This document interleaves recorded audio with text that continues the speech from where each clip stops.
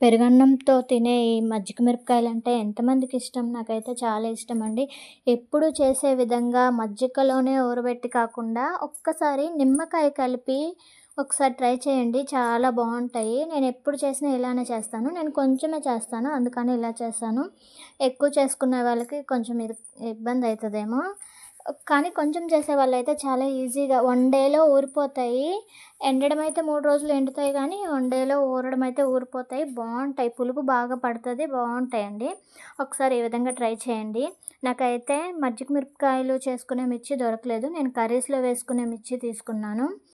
వాటిని తీసుకొని పైన తొడలు తీసేసి మంచిగా కడిగి ఒక క్లాత్ పైన వాటర్ లేకుండా ఆరబెట్టుకోవాలి. ఆరబెట్టుకున్న దాన్ని మధ్యలో కట్ చేసి మధ్యలో ఉన్న గింజలైతే తీసేసానండి. ఎందుకంటే ఇవి కారం కదా! కూరల్లో వేసే మిర్చి కాబట్టి కారం ఎక్కువ ఉంటదని నేను తీసేసాను. నార్మల్ మిర్చి అయితే అసలు తీయక్కర్లేదు.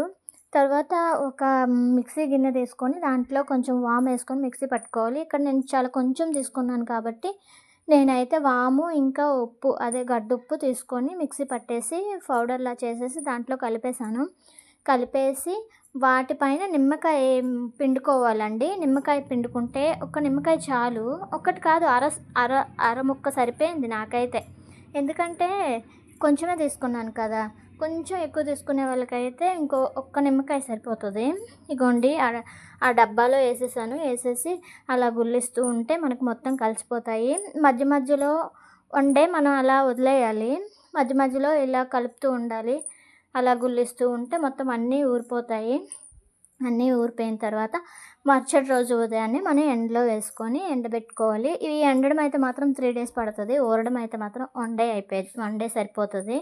ఇగోండి ఈ విధంగా అనమాట. చాలా బాగున్నాయి కదా! నేను అన్నీ ఒకేసారి వేయించేసి ఒక డబ్బాలో వేసుకుంటాను. ఎప్పుడు కావాలంటే అప్పుడు మా పిల్లలు తింటారని. ఇవి నేను చేసింది కూడా మా పెద్దమ్మాయి అడిగిందని చేశానండి. చాలా చాలా బాగున్నాయి. చాలా టేస్టీగా మా అమ్మాయి తినింది. చాలా బాగున్నాయి అమ్మ అని చెప్పింది కూడా. మీరు ఒకసారి ట్రై చేయండి.